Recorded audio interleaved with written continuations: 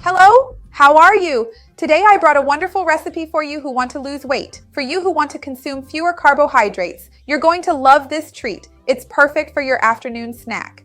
It also works great as a side for lunch or dinner. Super versatile. There's no wheat flour, no gluten, and as I already mentioned, it's low in carbohydrates and the flavor is amazing. You're going to love it. Stay until the end because you won't want to miss this. If you love easy, quick, and healthy recipes, you're going to love this channel. Go ahead and subscribe and turn on the notification bell to get updates. Remember that down below in the description, you'll find the ingredients with their quantities and the nutritional information. So the first thing I'm going to do here, the key ingredient in this recipe is zucchini. I use zucchini with a darker green skin, and I've already grated it using a coarse grater to speed up the process here. Now, I'm going to add some salt to our grated zucchini. After adding the salt, I will mix it in with my hand, ensuring that the salt is evenly distributed. This important step is done because we want to remove a significant portion of the excess liquid that is naturally present within the zucchini. The salt plays a crucial role in this process. It actively helps to draw out and drain the unwanted moisture from the zucchini. So now that it's well mixed, I'm going to transfer it over to a separate container and allow it to sit there for a while, giving it time to drip and release all that extra liquid. Remember that zucchini is very rich in fiber, has few net carbs, and is full of antioxidants. Don't discard the skin of the zucchini, don't peel it. And it has a very mild flavor. It's excellent for making these low-carb diets. I'll wait here for about 5 minutes, then we'll come back and continue with the recipe. Hang on. Look, about 10 minutes have passed. I squeezed the zucchini, and look at how much water comes out. You can use this water here to cook rice, other vegetables, whatever you want. Now I'm going to do the following. I'll put the zucchini over here and I'm going to save this liquid. I won't throw it away. I'll add the egg here to form a dough. You'll see what I mean. Remember that the egg will add protein to our recipe. I have a video here on the channel talking about what happens when we eat eggs every day, whether eggs increase cholesterol or not, and so on.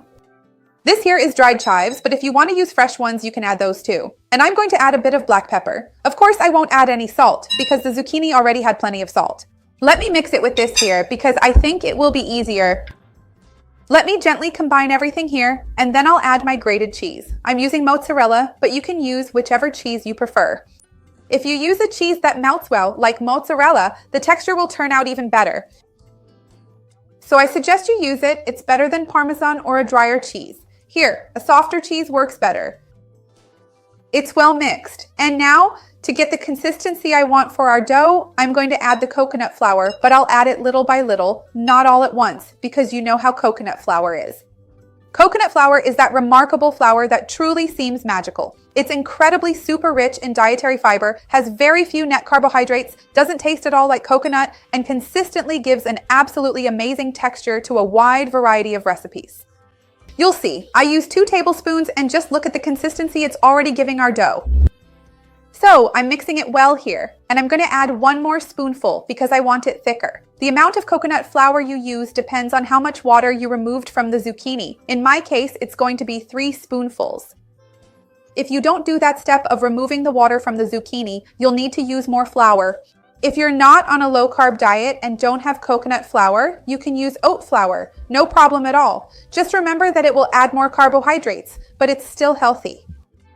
Now I'm going to get my baking tray to portion everything out and put it in the oven because it's super quick. Look, I took my parchment paper, put it on the baking tray so it doesn't stick, and now we're going to shape them and bake. You can shape them however you like, in whatever size you want. I'm going to make them like croquettes. You can make balls or even make it as one big piece in a baking tray and then cut it into pieces later. So look, this is going to take a little more time here. I'll shape the croquettes and be back in a bit. Hold on.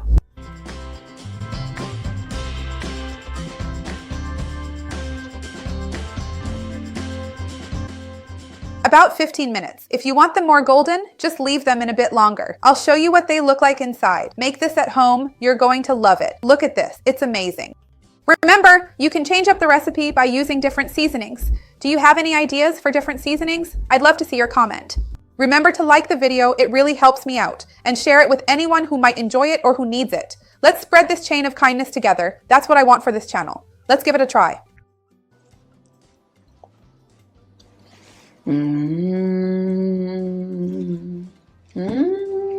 The seasoning is really good. The flavor of the cheese goes perfectly and the texture is amazing, just perfect. Make this recipe, you're going to love it. See you next time. Bye.